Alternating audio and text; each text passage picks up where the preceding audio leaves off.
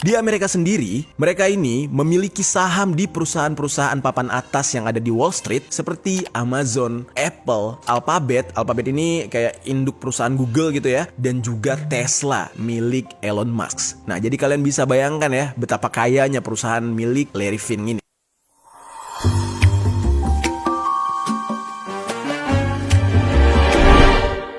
Oke, mungkin kalian udah lihat di judul ataupun thumbnail. Ini bukan sebuah clickbait, tapi ini adalah sebuah kebenaran. Jadi hari ini kita akan membahas tentang sebuah perusahaan yang menguasai hampir seluruh sistem di muka bumi. Dan bahkan sosok yang selama ini kita lihat sebagai orang terkaya di dunia, ternyata tidak ada apa-apanya dengan perusahaan yang satu ini. Dan bahkan perusahaan yang satu ini memegang saham lebih besar daripada orang yang kita anggap terkaya di dunia di perusahaannya sendiri, yaitu Elon Musk. Nah, nanti kita akan bercerita ya bagaimana ternyata selama ini kita melihat sosok Elon Musk yang begitu kaya raya, ya kan, suka menghambur-hamburkan uang, dan ternyata perusahaan milik Elon Musk sendiri itu dikuasai oleh perusahaan yang satu ini. Ini pembahasan benar-benar menarik ya, karena berhubungan dengan elit global, tatanan dunia, sistem keuangan, dan juga segala informasi yang berguna untuk kita agar lebih melek atau agar lebih terbuka penglihatannya terhadap apa yang terjadi dengan dunia saat ini. Langsung aja kita bahas tentang perusahaan yang sedang menggemparkan dunia untuk saat ini, yang bernama BlackRock.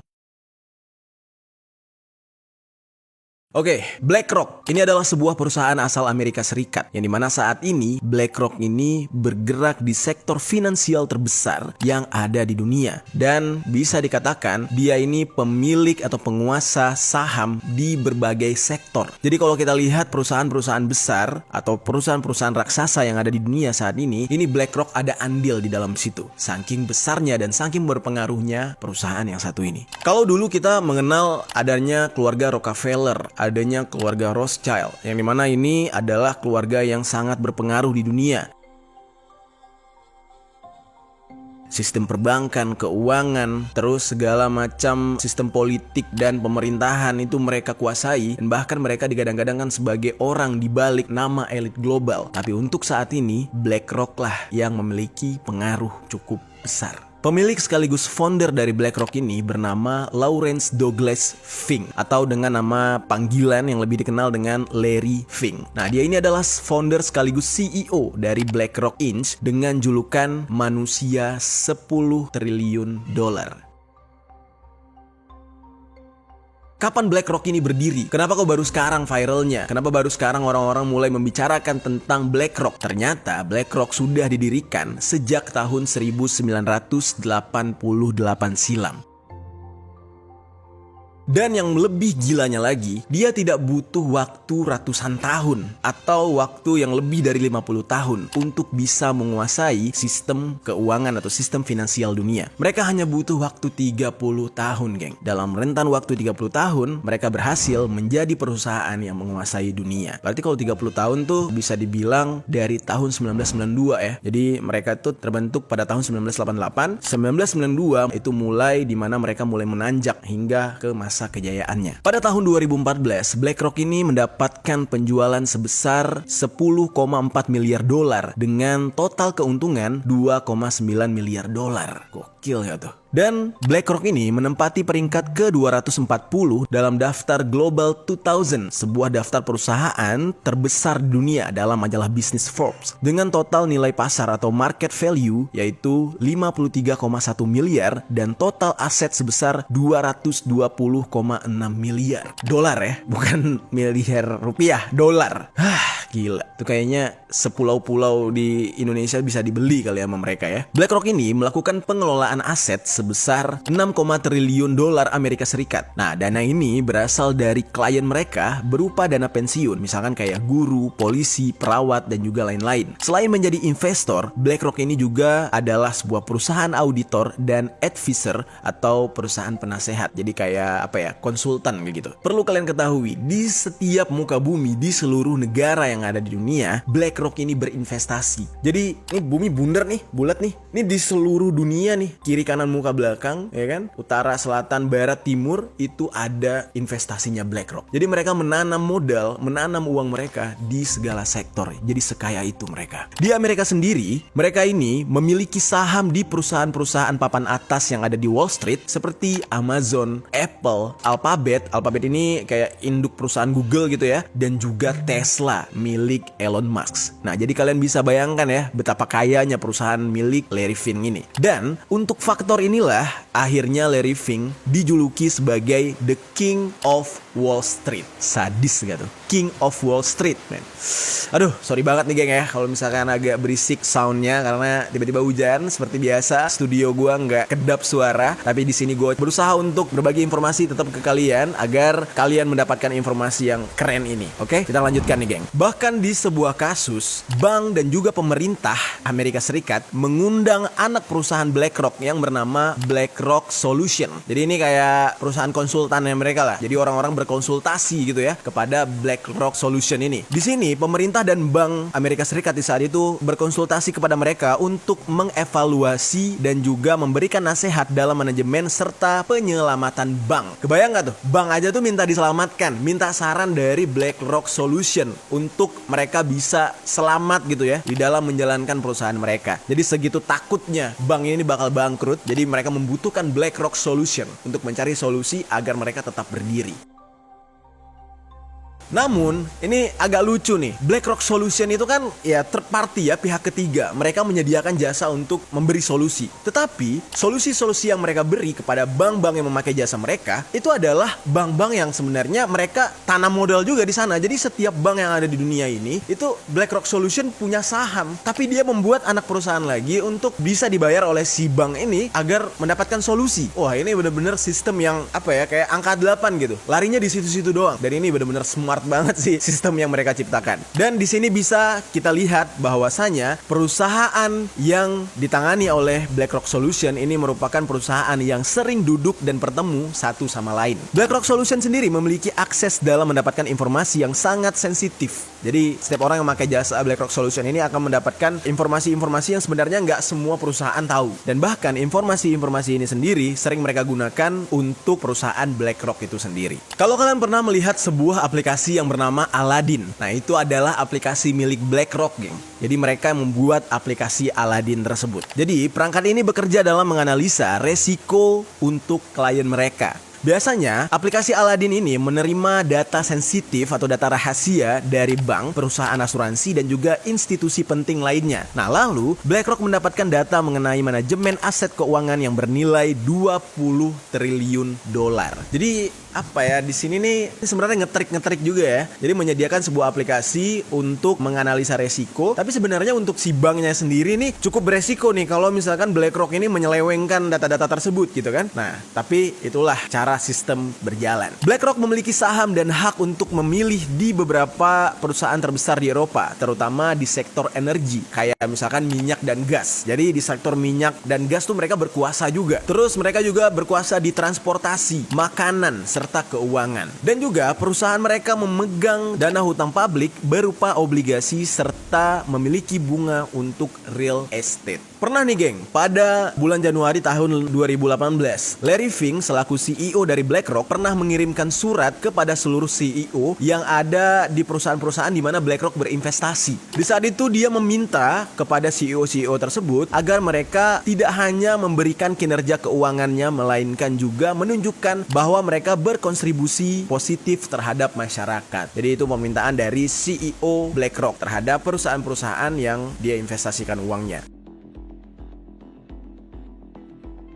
Sekarang kita bahas tentang pandemi COVID-19, yang dimana setiap orang di saat itu mengatakan ada beberapa pihak yang diuntungkan atas pandemi ini. Banyak orang yang mengatakan seperti Bill Gates membuat vaksin, terus juga WHO segala macam dikatakan ini menguntungkan bagi mereka ketika pandemi. Bagaimana dengan BlackRock? Apakah BlackRock tidak dapat untung? Apakah BlackRock tidak mengambil keuntungan juga gitu? Nah, ini sekarang kita bahas ya tentang pandemi COVID-19 dan hubungannya dengan keuntungan BlackRock.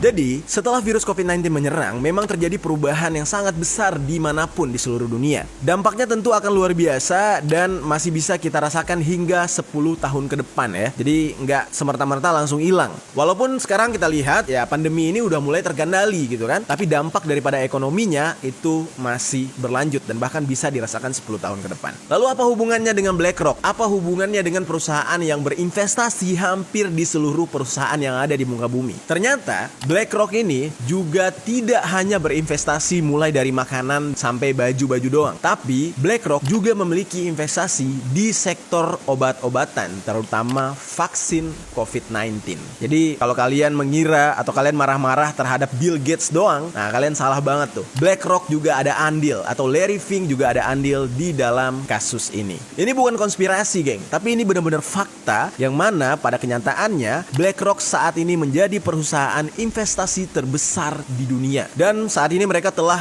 menguasai segala-galanya. Menariknya lagi nih geng ya, shareholder dari perusahaan yang bersaing, misalnya seperti Pepsi dengan Coca-Cola, terus ada Google dengan Apple, terus ada lagi Facebook dengan Twitter, lalu ada Netflix dengan Disney, dan masih banyak lagi perusahaan-perusahaan yang saling bersaing atau rival gitu ya, menjadikan top shareholders mereka yaitu BlackRock. Nah jadi itu kayak Indomaret sama Alfamart gitu. Kalau kita lihat saling bersaing, di mana ada Indomaret, di situ ada Alfamart. Tapi sebenarnya shareholder atau yang punya saham tertingginya yaitu BlackRock. Jadi kita di sini ya merasa tertipu aja gitu ya. Kita bersaing habis-habisan gitu. Kayak misalkan merek Oppo sama Xiaomi atau apapun, tahu-tahu pemiliknya cuma satu gitu. Nah disinilah permainan sistem dagang itu terjadi. BlackRock Inc. ini mencatatkan kinerja mengalahkan proyeksi analis pada kuartal 4 tahun 2021. Dan pada bulan Januari 2022 mereka mengelola aset sebesar 10 triliun dolar, atau kalau dikonvert ke rupiah tuh 152 kuadriliun. Anjir, 1 triliunnya udah gede banget. Ini 152 kuadriliun. Kalau lo ngitung dari kalkulator tuh nolnya udah wah full deh. Kalkulator lo bakal error. Segitu banyaknya yang dia kelola. Di dalam aset ini mengakomodasi klien-klien di lebih dari 100 negara. Dan BlackRock bahkan memiliki lebih dari 70 kantor cabang yang tersebar di 30 negara yang berbeda. Dan di dalam borong-memborong saham, BlackRock ini juga terpantau memborong saham sejumlah emiten batubara di Indonesia. Dan ini terlihat pada periode yang berjalan di semester 2 tahun 2022. Jadi di Indonesia itu BlackRock juga menyimpan duit-duitnya gitu ya. Mereka menanam saham di Indonesia. Dan BlackRock ini sendiri sebenarnya bukan pemain tunggal dalam investasi perusahaan di dunia. Jadi dia tuh nggak sendiri juga. Ya ibarat kita lihat Elon Musk. Ketika kita lihat, wis ini yang paling kaya di dunia, tahu-tahu di belakangnya ada BlackRock. Nah ternyata di samping BlackRock itu juga ada perusahaan lain yang berjalan bersama BlackRock. Tapi tetap nih, BlackRock ini adalah nama yang paling mencuat gitu, dan dia termasuk yang paling besar gitu ya dalam berinvestasi. Lalu yang jadi pertanyaannya, siapakah pengelola aset raksasa di dunia ini? Nah ternyata ada 7 grup perusahaan besar yang menguasai sektor tersebut, yaitu BlackRock, Fidelity Investment, lalu ada JP Morgan, Bank of New York, dan juga State of Street, lalu ada UBS, dan juga yang terakhir yaitu Vanguard Group. Jadi kalau ditotalkan seluruh aset mereka itu sama dengan 2/3 produk domestik bruto dunia. Gila gak tuh? Segitu banyaknya. Dan bisa dikatakan mereka inilah yang menguasai seisi dunia. Jadi apa yang lo jalani sekarang nih ya, misalkan kayak gue baca-baca komen gitu ya, ada yang bilang gak peduli mau siapa penguasa, terserah gitu, yang penting gue bisa makan, anak gue bisa makan sehat, bla bla bla. Ya sebenarnya itu adalah pernyataan yang cukup bukan salah sih, tapi kayak sayang aja kalau kita nggak tahu gitu ya, bahwasanya di belakang semua ini itu ada penguasanya gitu. Jadi sistem yang kita jalankan sekarang di muka bumi itu ada penguasanya dan mereka ada yang mengendalikan gitu. Ya contoh aja kayak di Indonesia, kita beranggapan kalau pemimpin Indonesia itu presiden, tapi kan ada konspirasi yang dimana katanya di atas bapak kita ada lagi, katanya gitu ya, tapi itu hanya sebuah konspirasi ya, tidak wajib kita percayalah gitu. Banyak gitu ya yang mengatakan ada mafia lah, ada 9 naga lah, dan lain-lain, banyak banget gitu ya. Tapi hal ini ya masih konspirasi lah, belum bisa dibuktikan dengan secara gamblang gitu. Nah, sama halnya dengan sistem yang terjadi di dunia. Di belakang itu semua ada pengendalinya atau ada penguasanya. Dalam hal ini pasti timbul pertanyaan, kok mereka mau beli saham yang segitu banyak dan juga di perusahaan-perusahaan yang saling bersaing? Ya, Twitter dan Facebook misalkan. Kenapa mereka beli dua perusahaan itu? Padahal ini saling bersaing gitu kan? Kenapa nggak digabungin aja gitu? Ya, ini semua ada tujuannya. Ini semua ada targetnya gitu, geng. Jadi, hal ini dilakukan oleh para shareholder atau penguasa-penguasa perusahaan ini untuk meminimalisir monopoli. Jadi misalkan kayak gini, di dalam sebuah sistem atau di dalam menjalankan sebuah perusahaan, kalau perusahaan itu tidak ada pesaingnya, ya otomatis dia tidak akan berkembang atau tidak akan bersikap kompetitif gitu. Jadi kalau misalkan antara Twitter dan Facebook disatukan, jadinya kan kayak boring banget gak sih? Kayak ya kita ambil di bagian recehnya aja ya, soal warganetnya gitu. Lo kalau misalkan mau berita-berita aneh atau juga foto-foto bapak-bapak alay gitu ya yang tulisannya banyak-banyak tuh bisa ke Facebook. Kalau mau ke anak-anak muda Jaksel yang sering beropini gitu ya, yang paling eksklusif gitu bisa ke Twitter. Kalau mau yang amburadul atau nano-nano ya kan, segala macam jenis netizennya ada, bisa ke TikTok dan lain-lain gitu. Jadi kalau misalkan semua hal itu digabung ke dalam satu produk, kayaknya boring banget gak sih? Nah, hal inilah yang dilakukan oleh perusahaan-perusahaan tersebut untuk tetap menjaga sistem kompetitif mereka gitu ya. Jadi persaingan itu justru memacu mereka untuk terus berkembang. Walaupun sebenarnya pemiliknya adalah satu perusahaan besar, ya misalkan kayak BlackRock.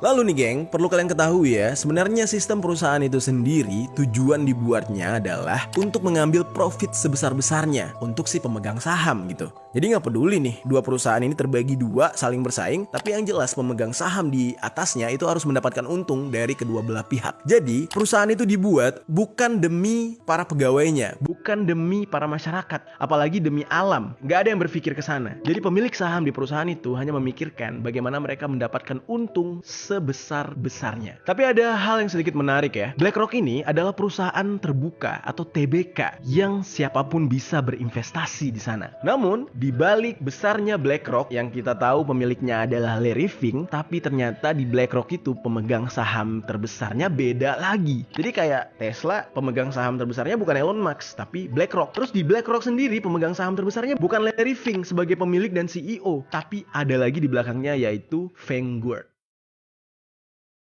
Dikarenakan Vanguard ini adalah perusahaan yang privacy, jadi kita tidak bisa memiliki akses lebih jauh untuk melihat pemiliknya siapa. Jadi bayangkan tuh, di belakang BlackRock ini ada Vanguard, perusahaan yang cukup besar. Tapi seisi dunia belum tentu tahu siapa orang di balik Vanguard. Saking dia kayanya, saking dia besarnya, dan saking rahasianya perusahaan ini. Jadi kalau kalian search di internet tentang informasi dari Vanguard ini, kalian akan mendapatkan informasi-informasi basic yang mana kalian tidak bisa menembus lebih jauh tentang siapa sih penemu Vanguard, berapa kekayaannya, siapa pemiliknya, di mana saja dia berinvestasi, itu tidak ada informasi. Jadi benar-benar rahasia, tapi mereka super duper kaya dan bahkan bisa dikatakan mereka menguasai dunia lebih daripada BlackRock mungkin. Dan bisa dikatakan Vanguard adalah pemilik puncak dari perusahaan investasi besar dunia, seperti dengan nama perusahaan investasi institusional yang sering berkumpul pada brand-brand terkenal di dunia, yaitu BlackRock, State Street Corporation, dan juga Berkshire Hathaway Inc. Jadi BlackRock, terus ada State Street Corporation, lalu Berkshire Hathaway Inc. ini ternyata di bawah Vanguard. Gila gak tuh?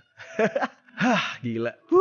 Bisa kayak kita mencapai kayak mereka ya, membuat sebuah perusahaan, pemilik perusahaan lain. Itu gokil banget. Jadi jangan berekspektasi bahwa Elon Musk adalah orang terkaya di dunia. Enggak. Terus juga mungkin bakal ada yang komen, siapa lebih kaya dari Mansa Musa bang? Siapa lebih kaya dari Nabi Sulaiman ya, kalau gak salah ya. Pokoknya banyak banget kan. Ada lagi Karun gitu kan, itu juga kaya gitu kan. Ya kita tidak berbicara tentang masa lalu. Jadi kalau misalkan kita berbicara tentang masa lalu, ya mungkin Mansa Musa adalah yang terkaya, Nabi Sulaiman terkaya. Terus ada Karun lagi yang ditenggelamkan dengan harta-hartanya kan, juga kaya. Tapi kalau kita berbicara tentang masa sekarang, Vanguard adalah yang paling kaya. Jadi Elon Musk nggak ada apa-apanya. Dan faktanya adalah Tesla sendiri yang digadang-gadangkan milik Elon Musk, di situ Elon Musk hanya memiliki 18% dari saham Tesla dan sisanya dikuasai oleh BlackRock dan juga Vanguard. Fakta yang mencengangkan. Nah, namun kalau kalian mau spekulasi atau ya fantasi aja nih ya, tebak-tebakan gitu, suuzon gitu ya, siapakah pemilik Vanguard? Kita bisa balik lagi ke para penguasa yang sempat sempat terkenal namun tidak pernah bisa ditembus, yaitu Rothschild, Rockefeller, DuPont, dan juga Morgan. Nih 4 orang ini bisa jadi orang di balik Vanguard. Tapi ya who knows gitu kan, gak ada yang tahu informasinya. Dan itu hanya spekulasi ya geng ya, bukan data yang sebenarnya ya kalau soal pemilik Vanguard. Karena memang data daripada perusahaan Vanguard ini tidak bisa kita tembus sama sekali. Tapi seperti yang kita ketahui ya geng, yang namanya perusahaan, yang namanya berbisnis itu gak semuanya bersih. Kalau kita berbicara tentang korupsi, kayaknya itu ada di dalam dunia pemerintahan. Tapi kalau udah di dalam dunia bisnis, yang korupsi ya mungkin karyawannya. Tapi bagaimana dengan bos-bosnya atau si perusahaannya sendiri? Gak mungkin dong si bosnya itu melakukan korupsi di perusahaannya sendiri gitu kan. Tapi apa nih tindakan yang agak negatif atau bisa dibilang mengarah ke kejahatan yang dilakukan oleh para pebisnis-pebisnis termasuk perusahaan besar seperti BlackRock? Ternyata BlackRock ini memiliki sebuah malware. Apa itu malware? Malware itu ya bahasa simpelnya virus pada komputer. Oke, mungkin selama ini kita pernah mendapatkan berita tentang bagaimana founder dari Facebook yang sekarang menjadi Meta, ya kan, Mark Zuckerberg menutup kamera laptopnya dia. Hal ini dia lakukan karena dia tidak ingin dimata-matai dan tidak ingin kayak di saat dia bekerja ada orang yang menyadap kamera tersebut lalu mengambil semua data-data penting, ya kan? Sebenarnya cara untuk memata-matai orang-orang penting atau bahkan mengumpulkan data-data seluruh masyarakat dunia itu tidak hanya dengan kamera yang ada, tapi bisa juga dengan virus atau malware tadi. Di dalam sebuah kasus, salah satu perusahaan keamanan cyber yang bernama Trade Fabric telah mendeteksi kalau BlackRock memiliki malware yang dalam sebagian besar mereka suntikkan di aplikasi-aplikasi Android. Nah, ini menjadi sebuah informasi yang bagus juga buat kita ya. Kenapa Android itu gampang banget gitu disusupi sama virus, sementara Apple itu pernah berada di masa dimana mereka nggak bisa terinfeksi oleh virus apapun. Tapi kalau sekarang kayaknya udah bisa kali ya, udah bisa ditembus dan ya banyak gitu virus-virus yang akhirnya masuk ke dalam Apple. Di dalam kasus ini, BlackRock menargetkan aplikasi-aplikasi besar atau aplikasi populer yang ada di Android. Misalkan kayak WhatsApp, terus ada Twitter, ada Snapchat, Skype, Instagram, Facebook, YouTube, Reddit, TikTok, Tumblr, dan lain-lain. Dan bahkan sampai aplikasi keuangan yaitu PayPal, hingga Gmail sampai eBay sekalipun bisa mereka susupi dengan malware tersebut. Namun semua aplikasi ini berlaku di Android. Makanya kalau kita lihat Android dengan Apple tuh terpisah gitu ya aplikasinya. Secara total nih ya geng, ada sekitar 337 aplikasi yang menjadi target malware dari perusahaan BlackRock. Nah, karena jumlahnya yang begitu banyak dan mungkin hampir semua orang menggunakan aplikasi ini, ya mau tidak mau kita harus beradaptasi dengan apa yang dilakukan oleh BlackRock. Ya kalau misalkan solusinya menghapus aplikasi tersebut, ya nggak menyelesaikan apapun. Kita ketinggalan informasi karena semua sumber informasi saat ini lebih besar kita dapatkan dari media sosial ketimbang media cetak seperti zaman dahulu, koran, majalah, dan lain-lain gitu. Karena sekarang semua informasi sepertinya sudah masuk ke ranah media sosial atau digital.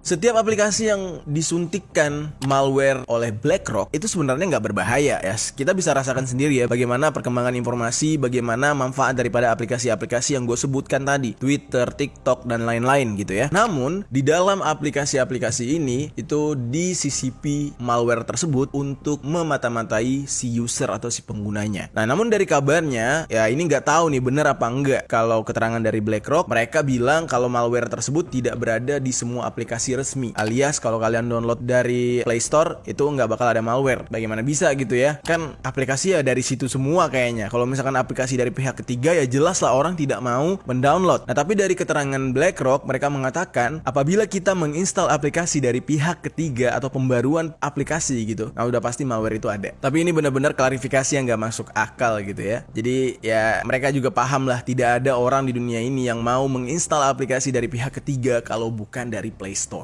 Ya otomatis hidup kita saat ini memang sudah dimata-matai. Bagaimana kerja daripada malware milik BlackRock ini? Kalau menurut Trade Fabric, cara kerja malware dari BlackRock ini, dia akan bersembunyi di dalam aplikasi yang membuatnya tidak terlihat oleh pengguna. Selanjutnya, malware yang berjenis Trojan tersebut akan meminta korban untuk mengakses layanan aksesibilitas. Lalu setelah itu baru menyamar sebagai pembaruan baru Google. Jadi langkahnya mungkin benar gitu ya. Kayak kita download dulu di Play Store, aplikasi resminya sudah masuk. Nah, Nah setelah itu tiba-tiba ada minta verifikasi atau pembaruan versi terbaru dari si aplikasi tersebut. Nah di saat itulah dibarengi dengan penyusupan daripada malware milik BlackRock tersebut. Malware BlackRock ini bekerja sangat cepat. Ketika sudah masuk ke dalam handphone kita atau gadget kita, dia akan menyebar ke seluruh sistem tanpa meninggalkan jejak sedikit pun. Hal ini dikarenakan Trojan akan mencegah kerja sebagian besar program antivirus dan mulai bekerja untuk mencuri informasi finansial hingga nama pengguna dan juga kata sandi di media sosial. Nah, jadi sebenarnya apa yang dilakukan oleh Bjorka kemarin ternyata sudah lama dilakukan oleh BlackRock, dan sistem yang dilakukan oleh BlackRock jauh lebih elegan ketimbang Bjorka. Tujuan utama BlackRock dalam melakukan hal ini adalah untuk mencuri data-data kredensial dan bahkan dapat membajak pesan teks. Pada dasarnya nih ya, BlackRock ini fokus pada hal mencuri informasi pribadi masyarakat dunia. Seperti yang udah kita obrolin, data pribadi itu sangat-sangat vital. Makanya ketika Bjorka menyebarkan data pribadi rakyat Indonesia, pemerintah jadi ketar-ketir. Hal ini dilakukan oleh BlackRock, salah satu perusahaan raksasa milik Amerika Serikat, di mana sekarang seperti kita lihat banyak aplikasi serta gadget-gadget milik mereka yang tersebar dan kita pakai. Itu adalah cara bagaimana mereka memborgol dan merantai leher kita. Dan setiap yang dilakukan oleh BlackRock, mereka itu memanfaatkan aplikasi populer yang terhubung dengan institusi keuangan. Dan yang paling berbahaya dari hal ini adalah ketika sewaktu-waktu kita tidak mengecek perizinan aplikasi ya. Kan ada tuh di handphone kita tuh, kita lihat tuh ya, yang dicentang-centangin apa aja gitu. Terus juga tanpa sadar kita menyalakan auto debit, misalkan kayak dari aplikasi Dana misalkan. Kita tuh auto debit kepada aplikasi-aplikasi yang kita daftar gitu ya. Nah itu kan akan secara berkala setiap bulan menyedot keuangan kita sebenarnya kalau auto debit. Nah yang berbahayanya adalah jika kita secara tidak tahu ternyata perizinan aplikasi itu tercentang dan memberikan segala izin akses gara-gara malware. Otomatis password dari M-Banking sekalipun bisa ditembus apabila gadget kita telah disusupi oleh malware milik BlackRock ini. Jadi hati-hati banget geng. Dan pesan dari Street Fabric, mereka menyarankan semua orang benar-benar harus ngecek handphonenya setiap hari apabila handphone tersebut berhubungan dengan aplikasi-aplikasi keuangan atau data-data penting. Dan juga jangan sesekali menginstal hal-hal di luar App Store atau Play Store, karena itu tidak disarankan, karena di sanalah sarang daripada malware dan trojan-trojan ini geng. Sekarang kita akan membahas tentang pengaruh BlackRock sebagai salah satu elit global yang ada di dunia dan menguasai dunia saat ini.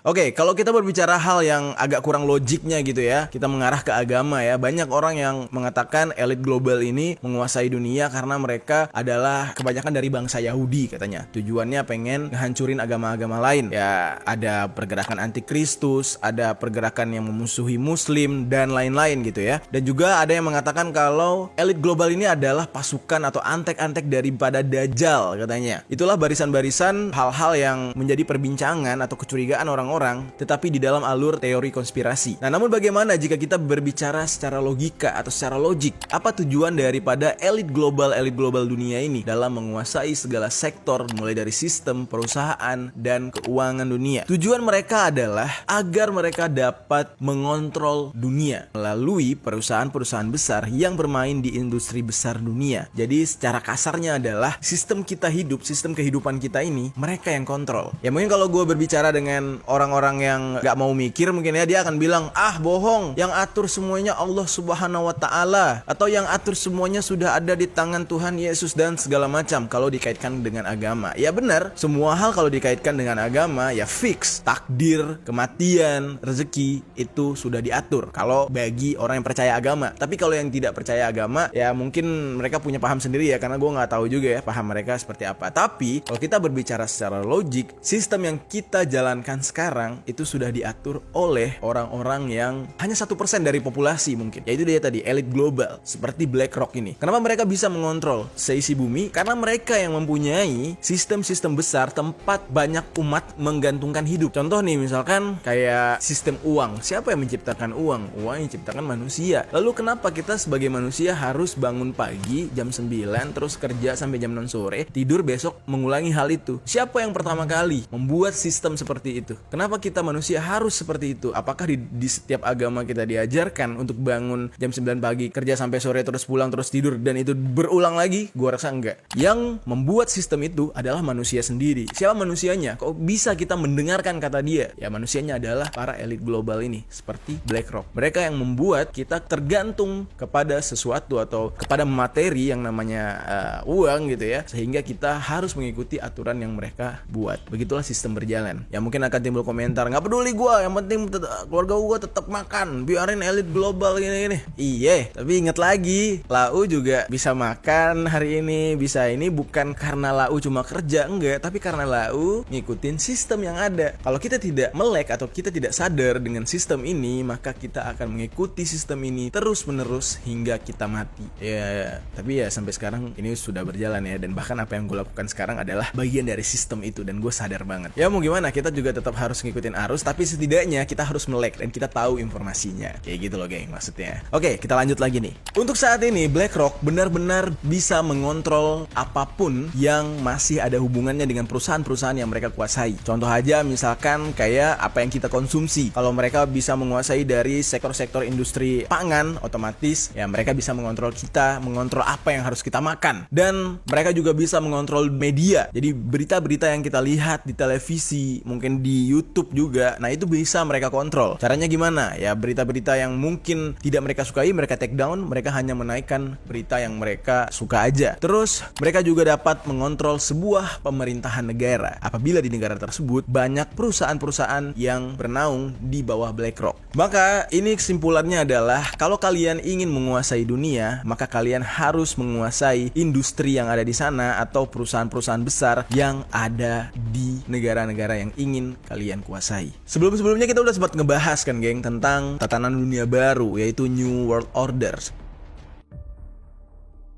Di dunia ini tuh ada 12 keluarga yang menguasai sistem yang berjalan. Jadi nggak cuma BlackRock. Ini gue sebutin satu-satu ya. Misalkan kayak Rockefeller, ada Goldman Sachs, terus ada Lobscoe dan juga Lehman segitu ya. Dan mereka ini berada di New York. Terus ada Rothschild di Paris dan London. Terus ada Warburg di Hamburg. Masih banyak lagi. Jadi kalau kita berbicara tentang elit global dan penguasa dunia, BlackRock cukup menakutkan karena mereka sekarang lagi hype-hype-nya. Tapi masih banyak keluarga-keluarga lain yang mengontrol cara sistem dunia berjalan. Terus banyak orang yang sudah mendengar tentang keberadaan kumpulan Bilderberg atau Bilderberg Group. Terus ada lagi Illuminati. Terus lagi ada Trilateral Commission. Apakah perkumpulan-perkumpulan ini, termasuk keluarga-keluarga yang kita sebutkan tadi, itu memiliki pengaruh di badan-badan persatuan antar bangsa? Seperti misalkan kayak PBB, terus NATO, terus ada IMF. Apakah mereka memiliki pengaruh di sana? Untuk menjawab persoalan ini nih geng, kita bisa mulai dengan hal yang paling sederhana dulu, yaitu inventory. Terus bank-bank yang terbesar dan juga tersebar di seluruh dunia. Lalu kita melihat para pemegang saham serta pihak yang membuat keputusan di atas bumi ini. Persatuan-persatuan yang terbesar di dunia saat ini, misalkan kayak Bank of America, terus ada JP Morgan, terus ada Citigroup, Wells Fargo, Goldman Sachs, Morgan Stanley, dan masih banyak lagi. Sekarang kita lihat ya, dari perusahaan-perusahaan ini siapa pemegang sahamnya. Nih, gue tampilin nih ya geng. Nih, kita tampilin aja. Yang pertama dulu Bank of America. Pemegang saham di Bank of America itu di dalamnya ada BlackRock. Wah, ini yang lagi kita ngomongin nih. State Street Corporation, Vanguard Group, FMR atau Fidelity. Terus ada Paulson, JP Morgan, dan T. Rowe Capital World Investors, AXA, Bank of New York. Terus ada Mellon. Lalu kita cek lagi nih ya, Citigroup. Nah, di Citigroup masih ada BlackRock juga nih geng. Dan yang lain-lain kalian bisa baca sendiri.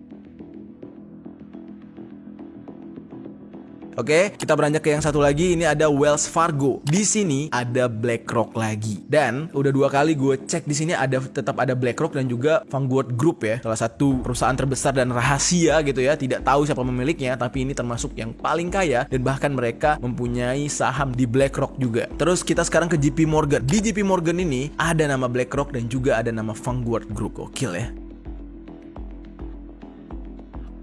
Jadi dari 4 perusahaan yang gue tampilkan tadi nih geng, kalian bisa lihat ya, ada 4 nama besar. Dan 4 nama besar ini bisa dikatakan sebagai elit global paling berpengaruh di dunia, yaitu BlackRock, Vanguard Group, terus ada State Street Corporation, dan juga FMR atau Fidelity.